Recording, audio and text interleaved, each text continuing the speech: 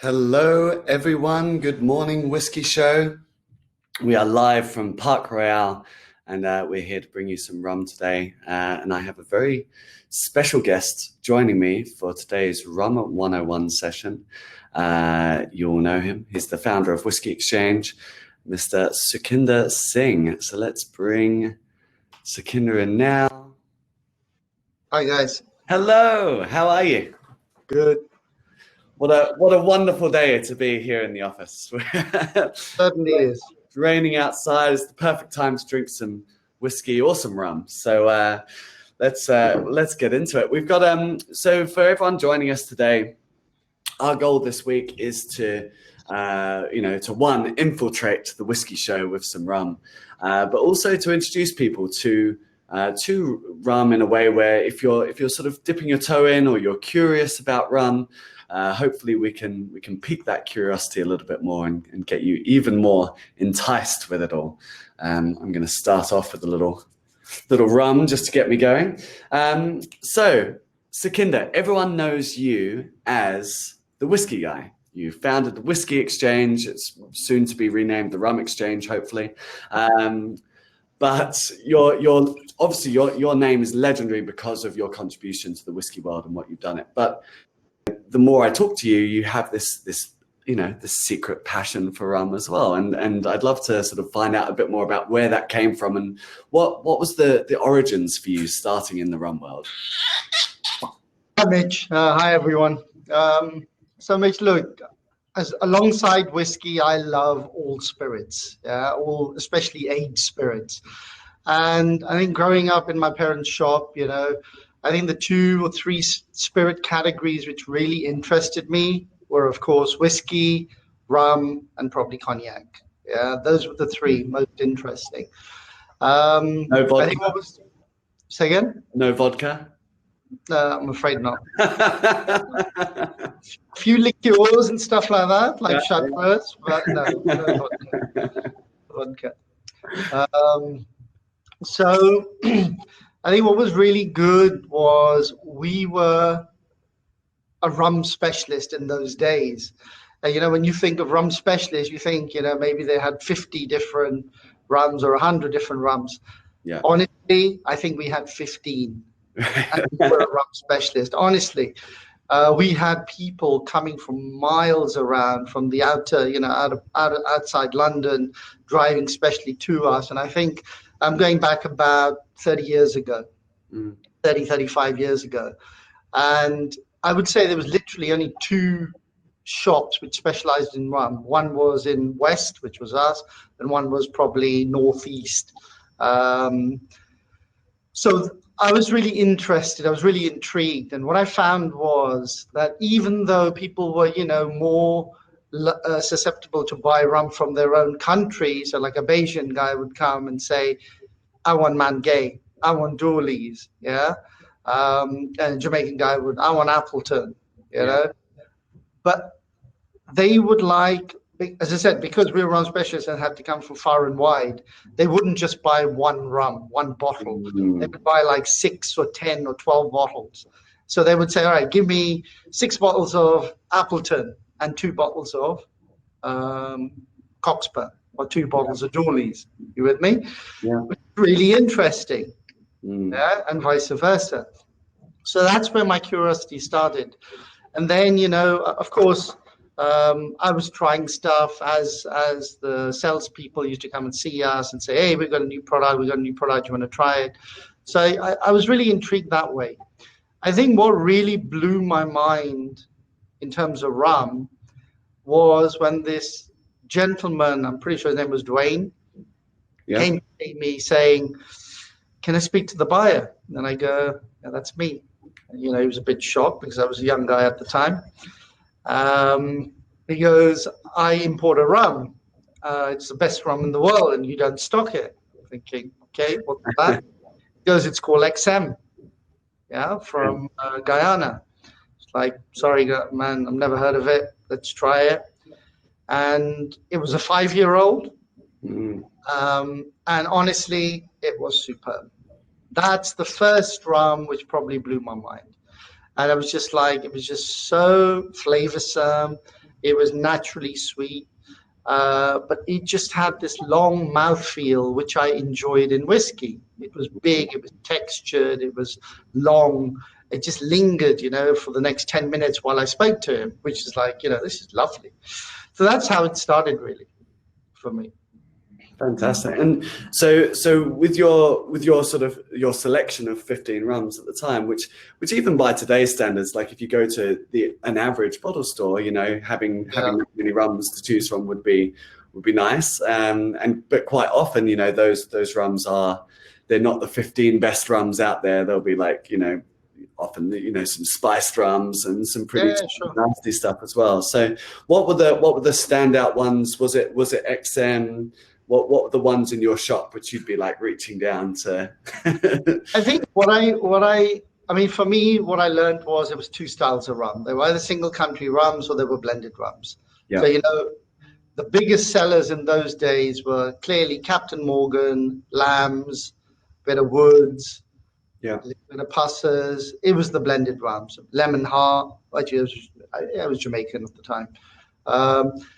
So that's what I found. I think for me, I was more interested in the Appletons and the Mount Gays and the Dawleys, those type of styles, because it represented the country. You felt that they were different. Yeah. Whereas for me, Lambs and Navies were quite plain. All you could taste was just this heavy, dark, musty flavor. It was actually quite flavorless, apart from this, you could say what we classify as a rum note. But apart from that, it was quite simple. Yeah. And this is a really interesting topic, and one of the things that I want to get on with you today, because obviously, I think most of the guests here, both in the session and across the event, are going to be, whiskey connoisseurs or people excited about whiskey, and there is a bit of a very large divide between the whiskey and the rum world, and I think there's a very different perception of, rum's quality versus whiskey's quality, and I think quite often it can be from, as you say, some of those lower end, just musty, rum-colored, rum-flavored spirits that don't necessarily show the best of what rum has out there. And obviously whiskey has that too, but whiskey seems to have done such a better job of marketing its top end that there's almost no limit to what you can go to now in the whiskey world. Like seeing some of the bottles go on whiskey auction for thousands of pounds at a time, and it's incredible the amount of money that people spend on whiskey. So, where does this divide come from in spirits categories? Where do you think there has been this change in perception over the years? And is rum developing? Is rum doing a better job these days? I think, what you have to look at is when we talk about whiskey today, we think about whiskey made all over the world. If you go back 30 years, when we said whiskey, you naturally, instinctively thought of Scotch. You with me? Yeah. Because it was Scotch. There was literally only 3 or 4 countries producing whiskey. There was literally Scotland, Ireland, and America. Yeah. So, and Scotch was the big one. Irish whiskey was having a tough time in those days. Bourbon was quite limited, not many brands. I think in America there was a lot of little local brands, but generally it was only 5 or 10 big brands, and that was it. So because it was dominated by Scotch, and Scotch was regulated, quite heavily, rightfully so, it made it easier for people to understand and trust Scotch. I think, that age statement is the winner. You could say over things like cognac, because people today say, cognac's going through a tough patch. It's doing well in a different way, but on another side, it's actually going through a tough patch. A lot of people are moving from cognac into Scotch. Yeah. I think one of the reasons why is they like the age statement. They trust the age statement. And if it says 20 years old, they know the minimum liquid in the bottle is 20 years. But the XO, what does it mean? It means nothing. It could be 10 years old, or it could be 30 years old. Yeah. You see my point? So I think that's what helps Scotch a lot. When you look at rum, I think the problem is it's very fragmented. Yeah, when you look at a bottle of rum, you have no idea what it's going to taste like. Mm. Yeah, you have no idea whether it's going to be sweet, whether it's going to be sweet and flavored, Yeah. or whether it's going to be, a pure product, more whiskey-like. Yeah. So I think that's where the challenge that rum has. We know that a lot of people out there are now trying to, move rum forward. And for me, rum has changed a lot. Mm. Again, going back though to 30 years ago, everything was simplistic. We had 15 brands, as I said to you. The flavor profiles were actually quite simplistic as well. We had nothing which was, 100% pot still sitting on the shelf. Whereas today, over the last, you could say, 5 years, I've seen a big change. I remember 10 years ago, people said to me, rum is the next big thing. Rum is the next big thing. I was like, okay, let's see. I couldn't actually see it. Yeah. I was patiently waiting to see what would happen. But for me, it didn't really happen. It grew slowly. Lots of new brands came out. Diplomatico came out. Zacapa came out.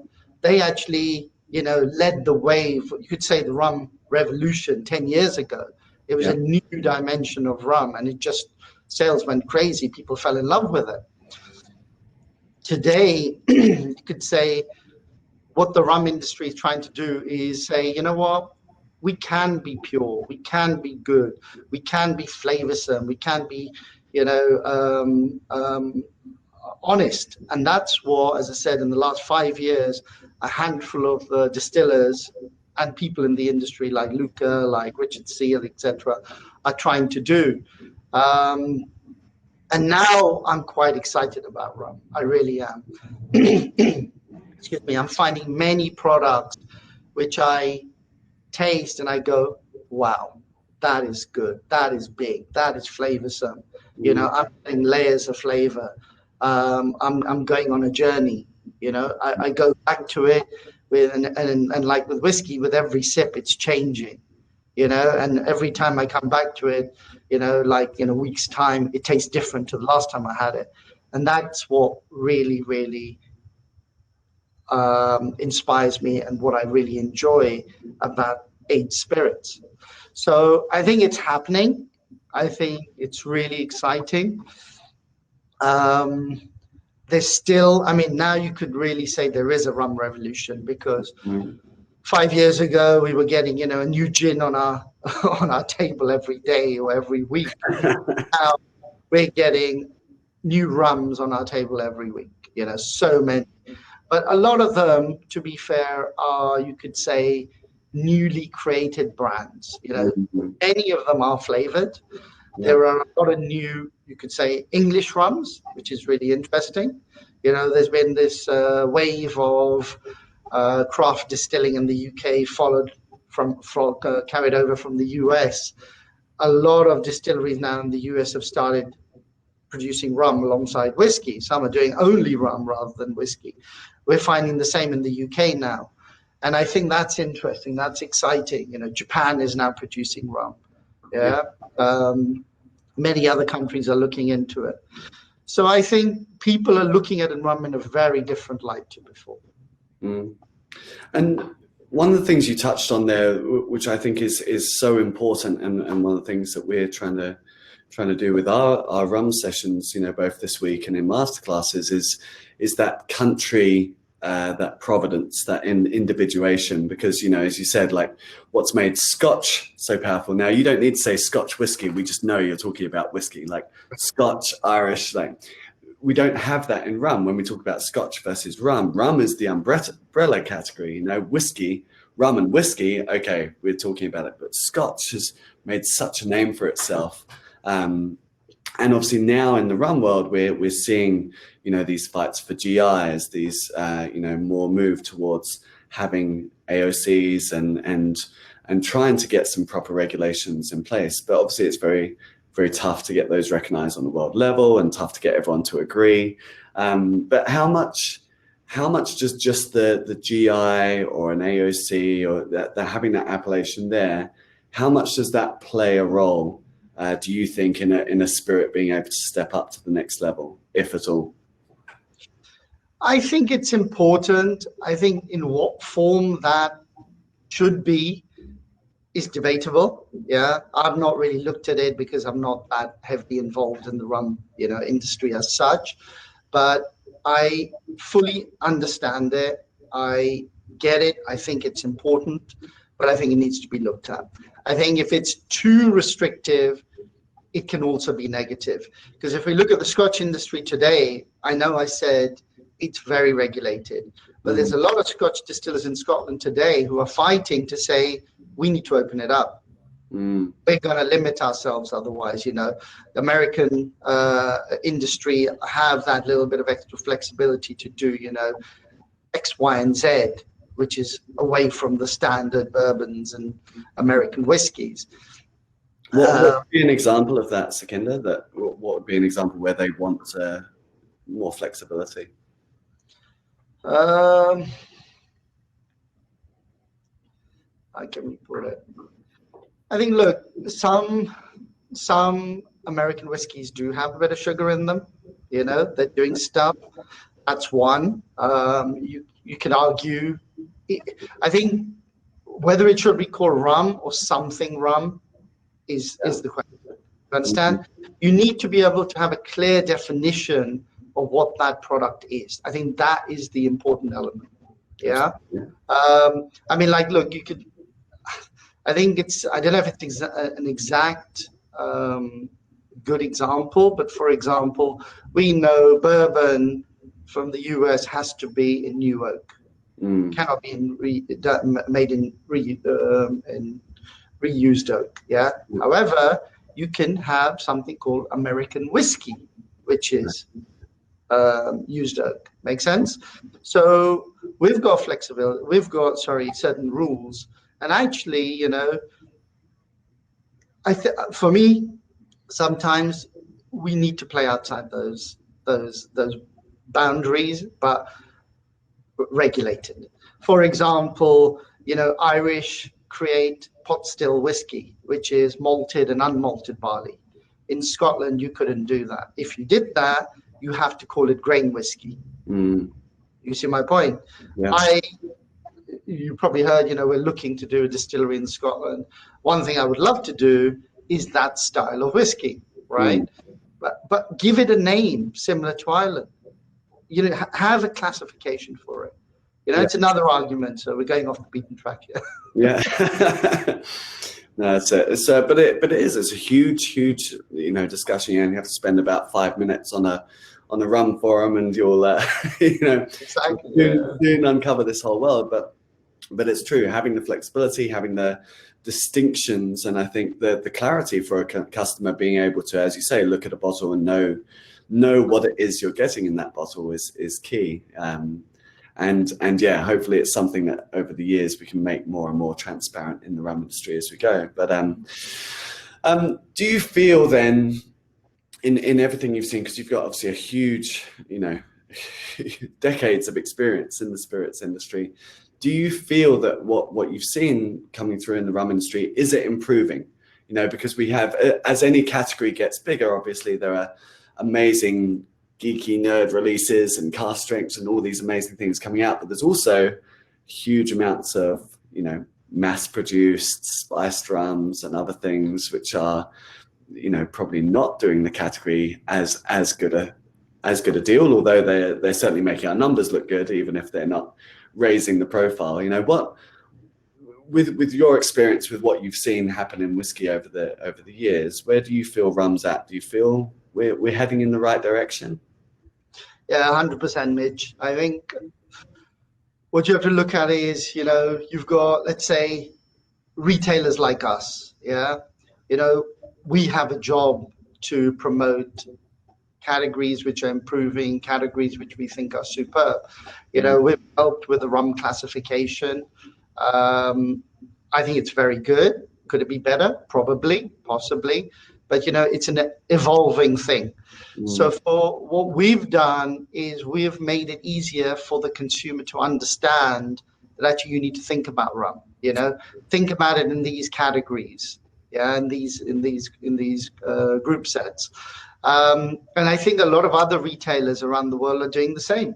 Yeah. Now, one reason why whiskey became very, very popular is because retailers, shops, physical shops, saw the niche, saw the interest, saw how popular and how good single malt was. They grew their ranges.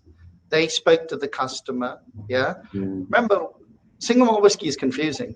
We sell in our shop, for example, 1,000 different whiskeys. Yeah. For a normal customer, a new customer coming into the hobby, into the category, they walk in and they just go, "Oh my God, where do I start?" Make sense? That's what shops are there for. In the same way that these guys promoted Scotch, they will promote other categories. They did the same with gin to tell people what the difference and the different nuances and flavors of these gins were, even though people couldn't maybe pick them up. In many ways, gin is gin. The differences are so small and difficult to pick up, especially in the way you drink them, which is gin and tonic and a martini, which is literally 50, 60, 80% of how people drink gin. So it's everyone's responsibility from our side of the business to help promote, help educate. Yeah. You've seen last couple of years, we've had rum as part of the Whisky Show. Yeah? Yes. We're doing very happy to be here. The rum coming soon. Exactly that. So yes, I think there is something there. I think there's a lot of work needed to be done, and this is how it can be done. We've seen the increase in sales. Yeah. The other thing you have to remember, you asked about earlier, premium rum. Yeah. There is lots of premium whiskey. We're here for Black Tot. When I launched Black Tot 10 years ago, we launched Black Tot Last Consignment, which is the original British Navy rum, the last stocks of the British Navy rum. When we launched this product, Mitch, it was 600 quid a bottle retail. Yeah. There was no rum on the market at that price at that time. Yeah. The only product which came out as an ongoing product was Havana Maximo. Yeah. Which came out, I can't remember approximately when, but I think probably just after. Yeah. And was a tad more expensive. So, you could argue Black Tot created the premium rum category. Yeah. There was nothing. Nothing. Yeah. Now there are more and more. Yeah. I would sell, I specialize in old and rare spirits, old and rare whiskeys, old and rare everything else. And we were selling old bottles of rum from the 1930s, 1940s for literally £100 a bottle, sometimes less. Yeah. And I didn't think that the market would go up so quickly. Yeah. However, it has. In the last 4 or 5 years, the interest in rum has been phenomenal. Those same bottles are now selling for between 1,000 to 1,500 a bottle. Yeah. For me, the premium rum category has started. People are taking note of distilleries like Coroni, which is a lost distillery. And in many ways, they're comparing it to something like Karazawa, which is a lost Japanese distillery. And the prices are, every time, for example, when we launch Kurosawa, it doubles in price overnight. Wow. And Coroni, the same thing's happening. Yeah. Fortunately, it's at a much lower level. It's actually going up 5 times. Yeah. So the interest in premium rum is there. The demand is there. We launched earlier this week the new plantation. I can't remember which one it is. The Extremes. Extreme, Yeah. What was it, Jamaica? I think it's St. Lucia here, I believe. Yeah. I don't actually remember.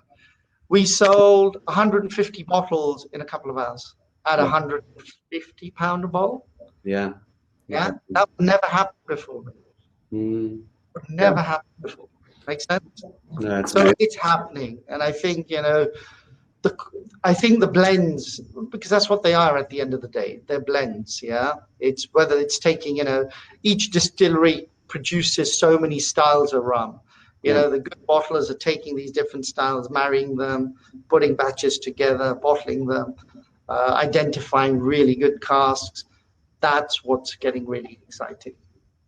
So we had a question from Tom Milnes here, which you kind of touched on, but he's saying, what is the Macallan of rum, or the Kurazara of rum?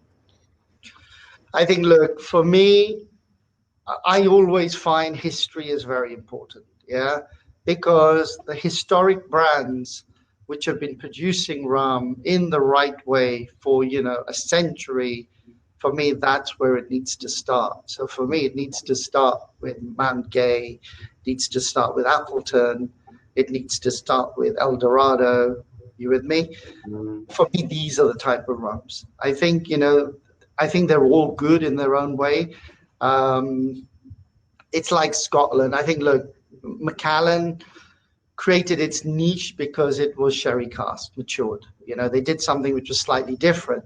You could argue that in rum, is it heavy ester rum, which is, what makes rum rum? Possibly, but it can be too extreme. And you could argue that, you're going towards Isla territory, for example, Isla whiskey territory. So for me, I think there is nothing, and I think, and these guys, all these brands have sort of reformatted their ranges recently in the last 6 months or last few months and relaunched. They reformulated the liquids in some ways, and I think they're really good. I think that for me is the place to start. The historic brands which really know how to do it and have been doing it and really haven't changed much, apart from the blending process. Yeah. No, fantastic. And another question that's popped up here from Ian here: are there many single rums, such as single malt whiskey, or are most blended? Now, this is obviously quite a topical thing with categorizations coming out, and also depending on what your definition of a single rum would be. Because we have the Gargano classification, where a single rum would mean it's been pot stilled from a single distillery, whereas single malt wouldn't necessarily have that same, but it would be a single distillery. So I mean, Ian, I guess to sort of touch on it, and I'll hand over to Sukhinder as well. But yes, we're seeing lots of single distillery releases, and more than ever, a lot of the distilleries which used to make bulk rum for blends are now coming out with their own releases. Places like Hampton would be a great example in Jamaica, where they're now doing their own bottlings and their own releases. But Sukhinder, overall, what do you find? Are we getting more interest in single rums coming through? 100%. Again, I think this classifications, as you say, there's 2-3 versions of it. It's helping a lot. Yeah, it's helping define. A number of distillers are now starting to put these classifications on the label, which is good, which is interesting. Of course, starting with Velier, Foursquare. So I think it'll change, it'll adapt, over time. I think some people will try and abuse it, but I'm sure the industry will come down hard and say, I'm sorry, you can't do that. So yeah, I think it's happening. I think, as you say, it is a little confusing because Lucas classification with single is more to do with the distillation style rather than single distillery style. I think what I find different in rum compared to single malt is in pot still rum, sometimes it can be too much. And for me, where the rums are being blended as single distillery blends, you could say, I actually think they seem to work in many cases a lot better. Yeah, because you just balance them. You take that heavy body, the richness, the length, the heavy esters, and you mellow them out with column distilled spirit from the same distillery, which is the important element. And the balance is the key. For me, the balance is the key, and I think Foursquare do it really well. Yeah. Really. Well, it's interesting, isn't it? Because certain countries by style will do, pod and column blends as part of their country style across all distilleries, and Barbados is a good example of that. There are one-off expressions of pot stills from Barbados coming out, and Mount Gay have just released one as well, which is great. But generally, as a style, if it's Barbados, it's going to be pot and column, and it doesn't mean that it's better or worse, whatever. But as you say, very well balanced all the way through. And then there are always going to be, depending on what you love in the whiskey world, there's always going to be those people who are like, no, it has to be pots. It has to be the most extreme, has to be 1600 esters. We've got one of the viewers watching, Chris, I know is the same. We had this, the Long Pond Bellier release of the Teca recently, like the 1500 ester run. And it's rocket fuel, you drink. Yeah, it's rocket fuel, exactly. You smell it halfway across the room, and I remember being like with Chris, like, come on, you can't drink that. He's like, oh no, this is perfect, exactly how rum should be. In whiskey, we have a whiskey called Octomore from Islay. It's very, very heavy ppm. It's as extreme as you can go. For me, a bit of a love-hate. Some batches work really well. Some are just over the top. And for me, I can't handle them at all. It's that same mentality. And, a friend of mine who ran a bottle store in Australia was saying, it's exactly the same as whiskey nerds who are like, oh, give me the smokiest thing you've got. It's like, got to be, I don't get like lung cancer from this. It's not smoky enough, It's got to be super peaty, and the same's happening in rum world, Like, give me something. If I'm not crying when I drink it, it's not intense enough. So finding your equivalent is part of the challenge, I think. And if you are that kind of whiskey drinker, and the first rum you get is something lighter or something more balanced or something softer or something sweeter, you might straight away just go, well, rum's rubbish then, not knowing that there's these crazy rums out there too. And vice versa, if you love a soft, smooth, Irish whiskey or something like that, and then someone hands you, oh no, you've got to have this crazy 1600 ester rum, you're never going to drink it again. For one thing, Mitch, even in whiskey, the thing is, because the education is there, people have started to understand it. But actually, even you could argue there is confusion in Scotland. For example, people now have this, that Islay whiskey is peaty. And if you tried Islay whiskey once, let's say it's a Lafroig or a Lagavulin, and you found it too extreme, you would just say, I hate Islay whiskey. However, Bruichladdich is non-peated. It could be easily mistaken for a Speyside whiskey in a blind tasting.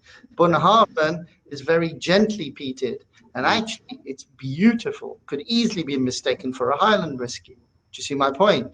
So you do get that scenario in whiskey as well, where people are sort of misled or misguided because of one bad example or bad experience. Sorry. Yeah, absolutely. And I think, it's what the majority does, isn't it? Because the majority of Islay is so heavily peated, it's like it all just gets tarred with the same brush, and I think the same happens in rum as well. There'll be often you get very big selling brands from a country or an island, and someone goes, oh, this must be what all Guyanese rum tastes like. Exactly. I've had El Dorado, so all Guyanese rum must be sweet, and then you try some of the casks they release which aren't sweet, and you go, oh, okay, this is beautiful, rich, woody, intense. It's like completely different experience. So I guess my point is, no matter where you are in your rum journey, if you're just dipping your toe in the water or whatever, like for me, one of the biggest advantages I think I had was having people who knew much more than me guide me along the way. If you have a friend who's a rum nerd, or you have someone, if you go to a great rum bar that specializes in this, they're much more likely to be able to take you on that journey. Whereas finding a rum specialist is probably harder than finding a whiskey specialist. It's less common. But we have a question here from the Esther monster, Chris in Amsterdam himself. While we're discussing whiskey versus rum, what are your thoughts on the idea that you can always find a rum that matches any style of whiskey, but you cannot find a whiskey that matches or replaces all styles of rum? And yes, this is provocative, he says. No, I disagree. You know what? We try whiskeys at times, and we say, you know what? It's reminiscent of rum. It doesn't happen often, but it can happen. I think. Look, I think you can, in a certain way, try and say, well, if you like this style, try this. If you like that style, try this. I think it's possible. I mean, Islay is a difficult one. You could argue that heavy ester, people who like Islay will like heavy ester. But no, I don't think that is the case. I think for me, the important thing is, I think the reason people like single malt is because of flavor. I always say this. Why do we love single malt? It's flavor, flavor, flavor. What makes an amazing single malt is flavor, texture, balance, after the length, the finish. All these things is what makes a good whiskey. And I think what I find is with a lot of people, why they love whiskey is because it brings back memories. They reminisce, on experiences from the past. They reminisce on flavors they've had before. That's what they love. And lastly, most importantly, is what makes an amazing whiskey for me is every time you come back to it, it tastes different. Summer, winter, morning, evening, with a different friend, in a different environment, in the office, at home. It tastes slightly, always good, but slightly different. You're picking up new flavors, different nuances, and that's what for me is special. Yeah, when I try cognac, I get the same, but they're much narrower. The flavors are more narrow. Yeah, I would say rum is somewhere in between. You can get some extreme flavors, but you can also get some beautifully balanced rums. So I think as a aged spirit drinker, I look for only one thing, which is flavor, flavor, and flavor. Just want that experience. I want the mouthfeel. I want the length. I want flavor. Yeah. So for me, I think that's why I'm enjoying rum now, because I'm finding it more challenging than before. And I think that is for me, the most exciting thing in the rum world as well. We're seeing so many unique expressions from the distilleries, and it feels like we're pushing the boundaries a little bit more, not in terms of what we can get away with, but in terms of people's palate. Rather than releasing everything at 40% or 50%, it's like, well, no, here's some cask strength. Here's some of the ones we use usually just in blends. Yeah. Here it is in a bottle for you to try on its own as well. So another thing which comes to mind, Mitch, is I think some companies are trying to run before they can walk, is the way I would explain it, in terms of they're trying to copy a lot of the things that the whiskey industry is doing. I've seen now a lot of producers which are going down the route of wood finishing in different wine casks and this, that, the other. And some of them are, I would say, doing an awful job. Some are doing a superb job, but some are doing an awful job. They're thinking this is the right thing to do because this is what the whiskey industry is doing.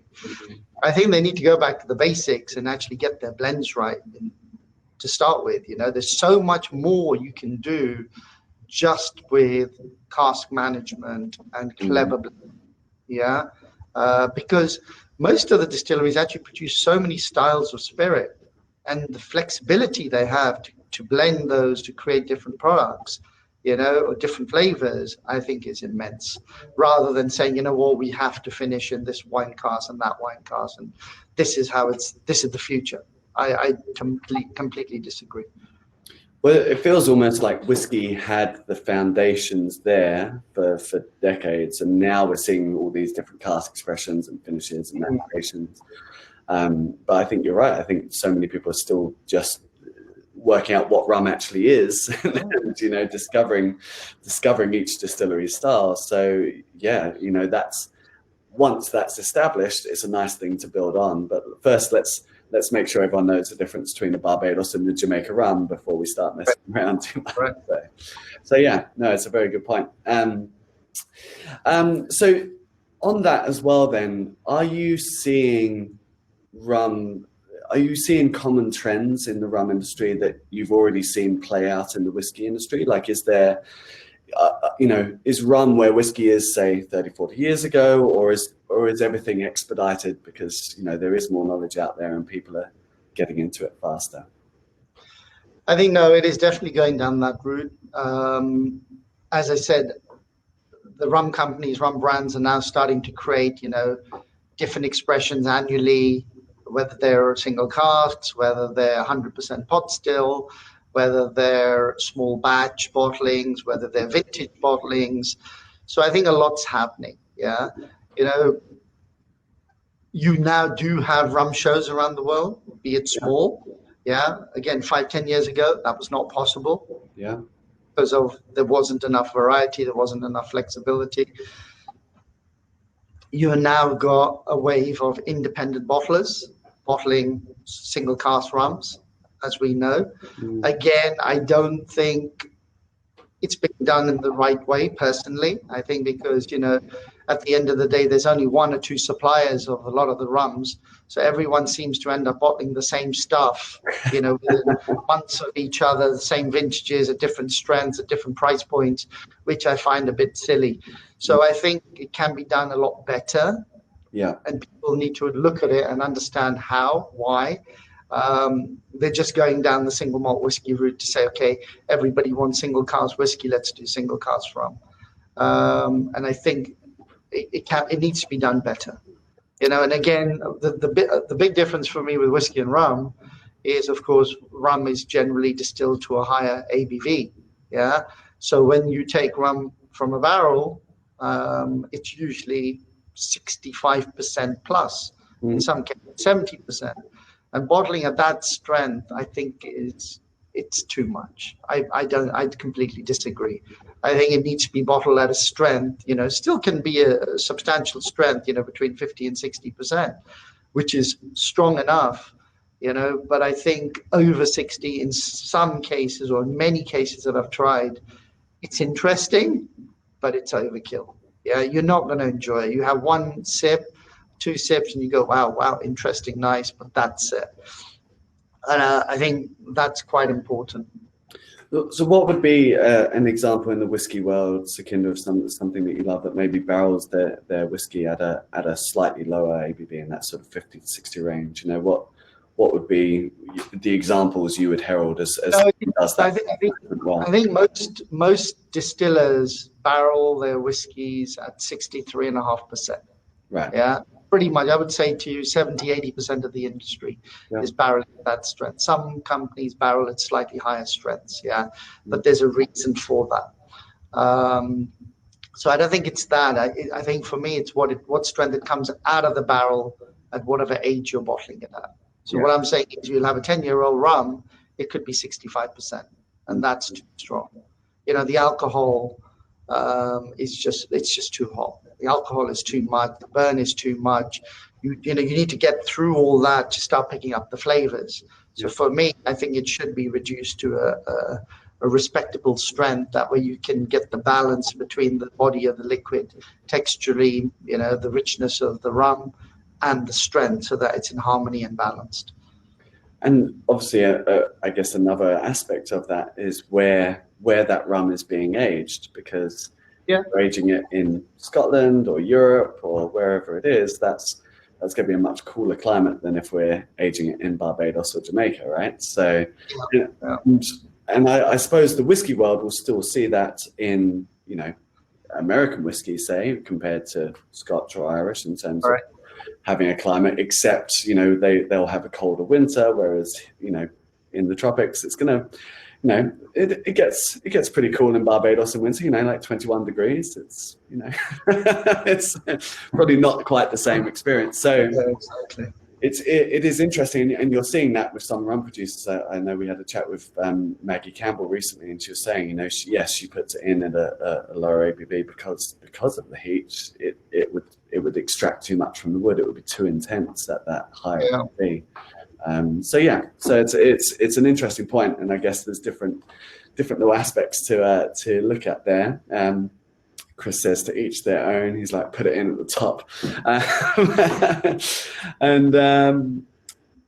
Okay, so as obviously one of the most seasoned drinkers that I know, and who has one of the best collections I've ever seen just upstairs as well, what would be your advice to a whiskey lover who's maybe looking to start getting into the rum world, who's maybe dipping their toe or peeking through the door but wants to get in? Where would you begin now?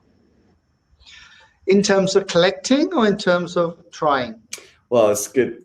This is the ongoing debate, isn't it? I mean, I've tried to collect many times, and so far I've drunk all of it. So it's well, it's for Mitch. So I guess depends where you're heading. But for both, I think look, similar to whiskey, it's a journey. Yeah, I think for me, what's important is you need to understand the distilleries. The different brands which are distillery led. I would always start from that. And from there, I would go on to a journey of maybe some blended rums, which are, you could say, well made or well put together. I think understanding the flavors of each, distillery, you understand the house style or the country style. I think that's really important. And then I always say, you buy what you like. It's as simple as that. And everyone's taste is different. You drink what you like. I always compare drinking to food. Yeah, you logically you enjoy it in the same way. Of course, you need food to live, but you go to these restaurants, all these different new flavors from around the world, be it Japanese, be it Italian, be it Indian, whatever. Why? Because of flavor. People are now challenged to get more extreme flavors. You've now got ceviche, you've got Mexican, you've got, you name it. Every cuisine in the world is available in most big cities around the world. Yeah. Which says to me, people are interested in flavor. Make sense? I say to people, you should be drinking for the same purpose, same reason. You drink what you like, simple as that. You don't be misled just because someone says, I say in whiskey, people just say, oh, Ardbeg is the best whiskey in the world. No, it's not. It's a great whiskey. It's a superb whiskey, but it's not the best whiskey in the world. So for me, you drink what you like. And the only way you can understand that is by trying. Keep trying, keep discovering, and you will eventually understand more and more. That's why whiskey is interesting. Whiskey has changed a lot as well in the last 20 plus years in terms of when I first started, when we started the Whiskey Exchange, it was very much more people were coming on board, people were buying distillery bottlings, going through the journey between a 10-year-old, a 12-year-old, a 15-year-old, 18-year-old, 21-year-old, and they needed 10 years plus to do that, because you're talking about 60, 70, 80 distilleries, big distilleries. And you're talking about maybe 5 different expressions from each distillery. Make sense? And people were really interested to do that. Now, a lot of people have been there, done that. And now the next journey is independent bottlings, looking for that, extra level of flavor or purity or whatever, finding that one cask which just hits the spot, and you say, oh my God, I've never tried anything like that, and then once you found that, you carry on in the journey because you want to find the next one, So I think that will happen in rum, if you see what I mean. But I think people still need to discover and understand the nuances between the different brands, the different distilleries, whether they're pot still, or they're column still, whether they're blends. I think it's a really interesting journey and a lot to learn. The thing is, there's not many distilleries, that's for sure. Makes sense? So, of course, it'll never take as long as it does for, let's say, single malt. The journey is much quicker, and it's a lot easier to understand because there's less distilleries. So, but I think it's really fun. I think now, for me, what excites me a lot is especially what Velier is doing, because they're bringing a lot of different distilleries to the market, which never ever bottled their own rum before. I mean, it's insane, they did the JV with Hamden. Yeah. Hamden's been distilling for what, nearly 200 years undisturbed, but they've never bottled any of their own rum until what, 2 years ago? Yeah. It's insane to think that, Luca finding, discovering Haitian rum and Clarin, which today is my favorite rum, Clarin Sajus. Yeah. It's amazing. Most amazing rum. Yeah. Again, we haven't spoken about white rum. Yeah. But I'm absolutely crazy about white rum. The pure, especially sugarcane, pure sugarcane white rum, because you just taste the sugarcane. It's like white tequila, Blanco tequila, which I also adore. I want something where you taste the agave. So for me, the same way, I love sugarcane rum. I also love agricole, aged agricole in some cases. And actually, I find, we were talking about whiskey and rum. I actually find agricole more closer to whiskey than you could say maybe other rums. That's an interesting statement. So why is it the flavor profile? What aspects? I do. I think because a lot of them were aged, aged or vintage, higher strengths. A lot of the rums in the past were all standard strength. You understand? Whereas these guys were bottling a natural strength. They were doing some interesting. They were all vintage led, which no one else used to do. And this, I think, because it's sugarcane, it had more flavor. And the flavors, for me, just the nuances which came out of these flavors, I just enjoyed a lot more than other things. So again, after falling in love with XM, I think my second love became agricole. Right. And this is, I suppose, for anyone watching who is coming into the rum world, I think this is one of the sort of first little hurdles you have to get over, because the rum world has been rubbish at education in a lot of cases over the years. You know, we've called rum white, gold, and dark, which is a terrible way to describe spirits. You know, it tells you nothing really. And you know, so when we're talking about white rum here, we can simultaneously be talking about several different things. We could be talking about a molasses rum, which has been aged or unaged and had the color taken out of it. It could be talking about a molasses rum cask strength 63%, a Ray and Nephew or a rum bar or something like that coming from Jamaica, you know, big heavy overproof rum. Or we could be talking about not a molasses based at all. We could talk about sugarcane juice based.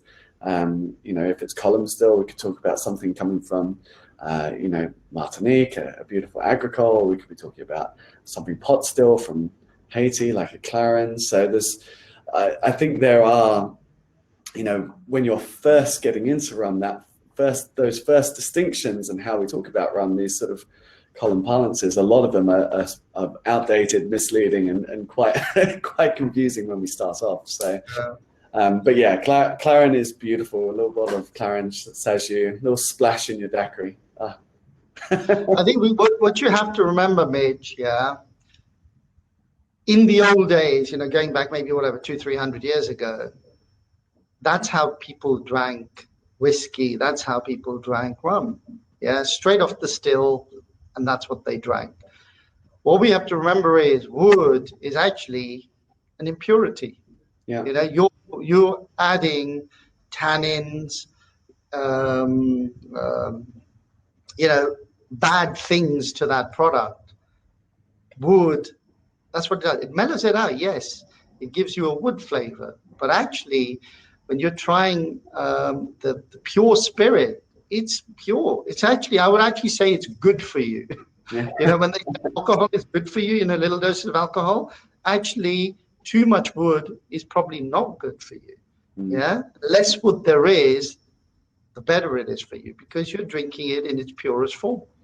And there's plenty of examples where you can actually taste that. You know, you try a rum and I'm sure a whiskey as well, and you go, well, you left that in there too long. You know, it's you should have pulled it out sooner.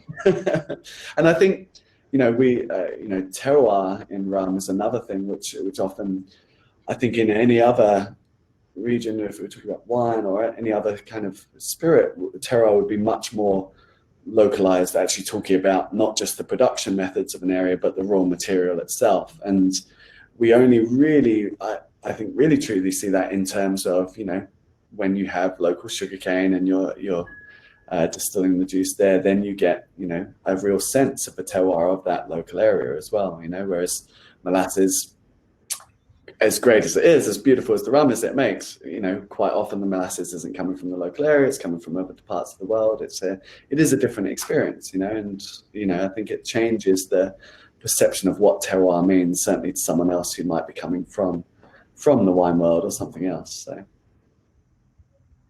I think another thing to remember, we're talking about the rum revolution. We actually forget how old a product rum is. Yeah. It's just that, the majority of rum in the old days was sold to the British Navy. Remember how it started? Most of it was for basically cheap alcohol for local labor. Am I right?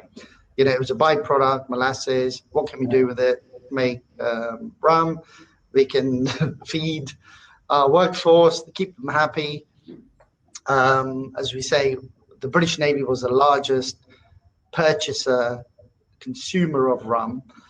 So, if you go back in history, it's so old, but it's crazy that the rum revolution is happening now, so many hundreds of years later. What's interesting is I pulled out a couple of bottles of old rum from my collection here. Yeah, so show us what you've got there. Okay, so this is really interesting. I find these really interesting. So I've got a bottle of old Demerara rum, yeah? Ooh, it was imported by William Grant and Sons, which is, of course, the whiskey company.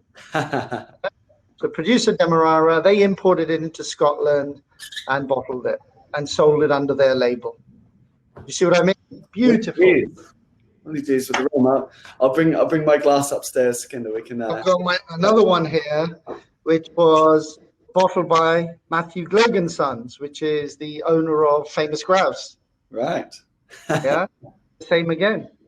Yeah. Old Jamaica rum. The other one was Guyanese, Demerara, and this is old Jamaica rum. So, rum is old. It's very old. It's been around for hundreds of years. And was it Cadenheads as well? They started off originally as a rum bottle. Correct. Absolutely. It's and they still have some. I've had some beautiful Cadenheads rums still, but it's. I think in a similar way to some of the English merchants who used to import sherry by the barrel, sell to the local population, but they imported it by the barrel. Same way, as we know, of course, because of the colonization, so many of the land was owned by, English people, Scottish people, Irish people. And of course, some of that rum was then brought back to their estates, in the UK, and, left there. Some was brought back and sold to merchants, whiskey merchants or grocers. So yeah, there's a long history, really, really long history. And I suppose, what we see now in the whiskey world, there's so much knowledge out there of distilleries, individual distilleries, makers, who's doing it. All the people attending Whisky Show. I'm sure there's a whole heap who know these inside out, and we're starting to build that band in the rum world. We have these the uber geeks, the people who are going in and have that knowledgeable, but. Did it follow a similar process? Was the whiskey world traditionally, the focus on the bottler, the blender, and the distillery was almost slightly removed, and then over the years that's kind of switched around? What's your perception? Say that again. So in the whiskey world, where you have say the blend or the blender or the bottler being the first and foremost, and the distillery was almost the second. That's in the background. Now the distillery is where all the focus is, and that's the celebrated part. In the rum world, we've seen the same thing, blends and sort of, buying bulk rum or having something secondhand, with the distillery being in the background, like Hampton that we mentioned earlier. Now the distilleries coming to the forefront? I think, Mitch, you got to remember with whiskey, 90% of the market today, and before it was probably 95 or 98% of the market was actually blended whiskey. Yeah. So no one actually spoke about single malts. Yeah. Right. And no one knew what was there. There were, of course, a handful of single malts which were there. They did their little bit, but the volumes were so small and insignificant. No one even looked at it. Mm. For me, the single malt whiskey market really started when I started, Mitch, which is going back 32 years ago, probably late 80s. The first place I discovered, of course, I discovered whiskey and single malts and all these spirits in my parents' shops. But then the first place I discovered was Milroy's in London, in Soho. And I went in, I by chance met John Milroy. Mm-hmm. And what was amazing was he welcomed me with open arms. He first talked to me. He thought, yeah, John was an amazing salesman. So of course he first tried to sell to me. And you know, I listened, I spoke. And then, you know, he just felt something that I was interested in. You know, I would go every 2-3 weeks just to pop in, buy something, say hello. And we became friends. And he actually sort of adopted me like a godson. You know, he used to call me Sukhinder Singh. Hello, Sukhinder Singh, how are you? You know, so this is the first, for me, place where whiskey started. It was probably the first whiskey shop in the world, probably. Yeah, I don't know when they started. Probably late 70s, early 80s. Yeah. And I think they had something like 20 to 30 single malts. So they were more of a wine merchant. But Right. there were Scottish brothers, Wallace and John.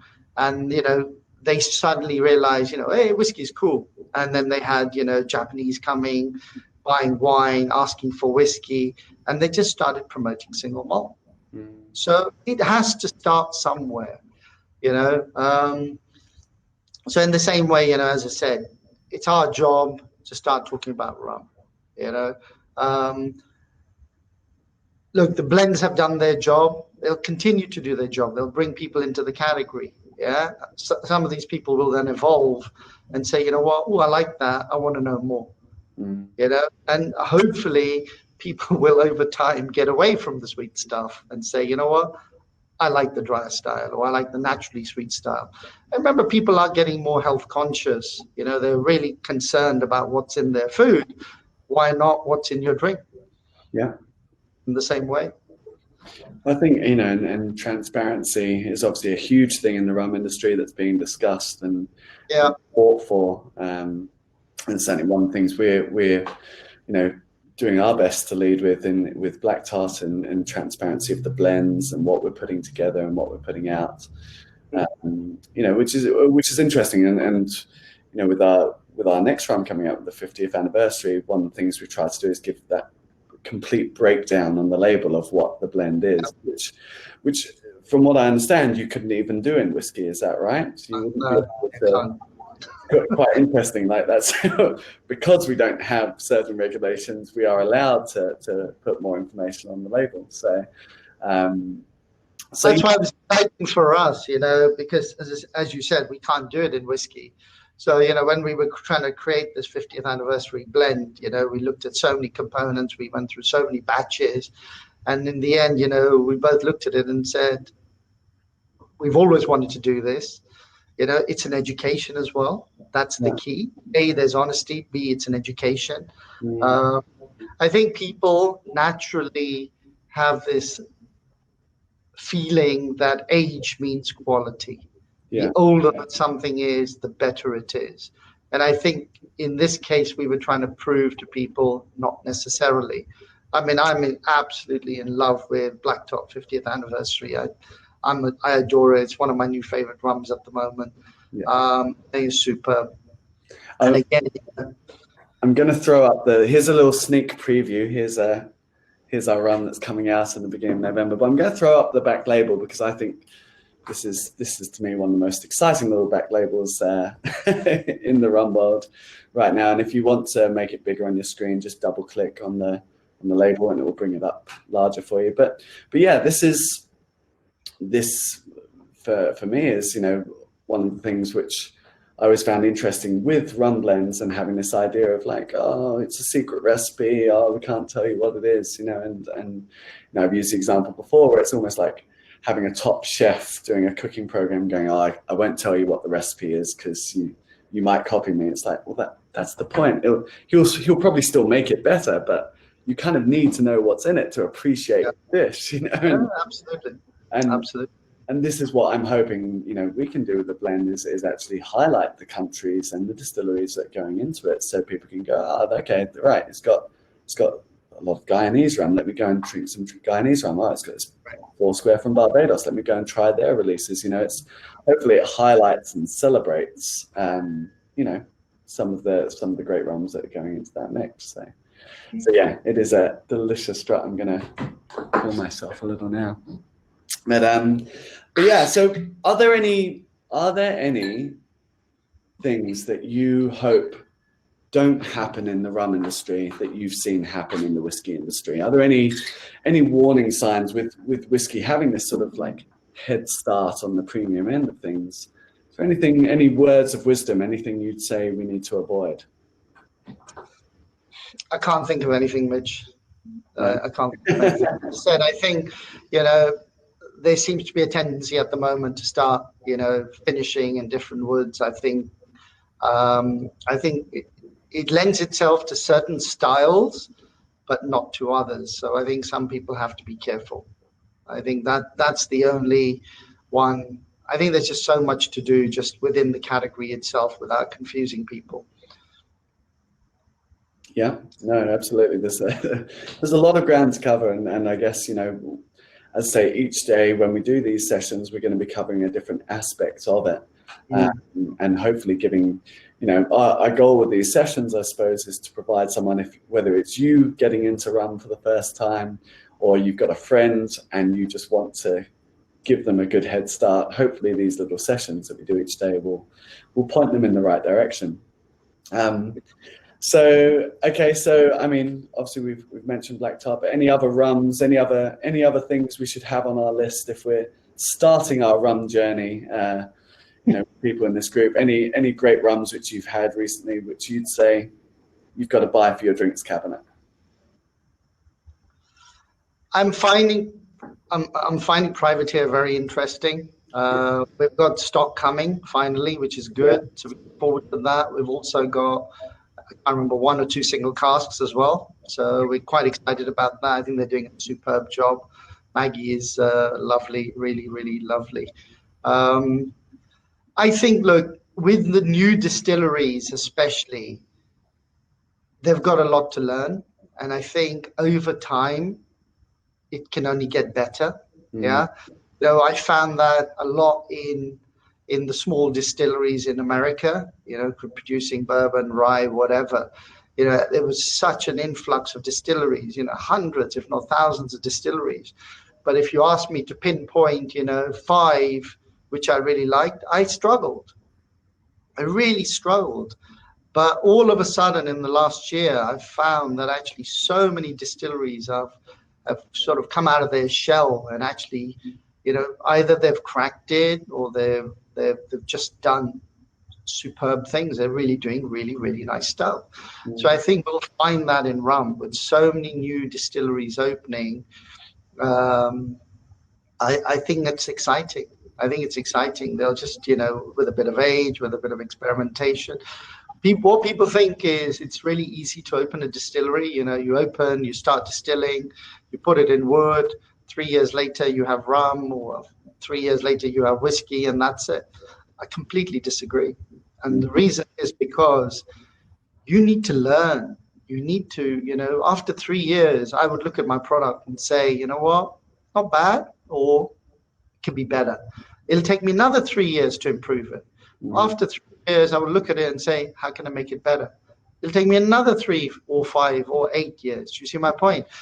For me, I don't think it's possible. I think you've got to be really experienced, really know what you're doing to be able to do that in every aspect possible. That's distillation, that's yeast, that's maturation, that's blending. There's so many elements of it. So I think you need time. I really think you need time. And I think, with all these companies doing stuff, there's a couple in Scotland now, there's around the UK, some opening, we see new brands all the time. I think it's pretty cool. So talking about rum in Scotland, some of you may know that Sukhinder's opening up a little distillery on Islay. When are we starting the rum distillation, Sukhinder? Is that Look, there is plans. I've always had this as a plan from day one. So as long as all goes well, we still haven't got planning permission. So for me, I don't like talking about it much until it's not done. It's done. But really what we're doing is we're creating 2 distilleries in one. We're creating a proper single malt whiskey facility with 2 big pot still, 2 pairs of pot stills. And then we're creating an experimental still house, which we can do what we like. So we can do, more experimentations on whatever, yeast, barley, rum, grain, Irish still style, which I'm not supposed to say because I got in trouble before. It's Irish pot still style. So, okay. Did an style. So, yeah, look, just in column. No, we're not doing a column. All pot still. I like it. Yeah. Very nice. And I'm guessing sugarcane won't grow very well on Islay, so probably. Yeah, but you can bring syrup in. Yeah. Yeah, you got to be careful because it needs to be fresh. So that's another challenge. But we're gonna look at it. We're gonna look at it.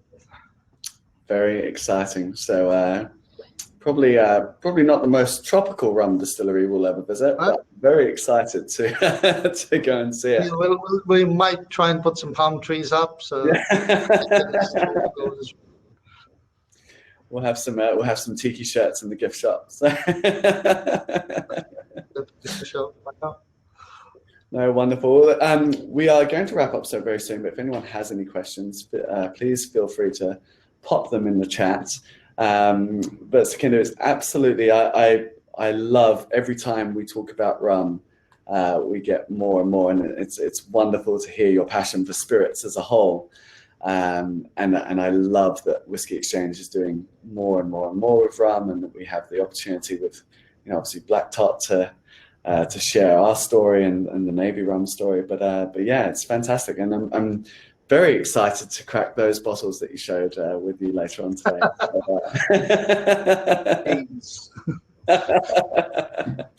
Well, I'll bring you up some champagne. That normally does the tricks. No, but wonderful. Sukhinder, thank you so much for our first Rum 101, and I hope everyone enjoyed it. If you have any questions, we'll be on the Black Tot stand all week. You can pop questions in there, and we'll be doing these Rum 101 sessions every day with different guests. So thank you so much, Sukhinder. What a wonderful way. Thanks, guys. Thanks for listening. See you soon. Take care. Bye-bye.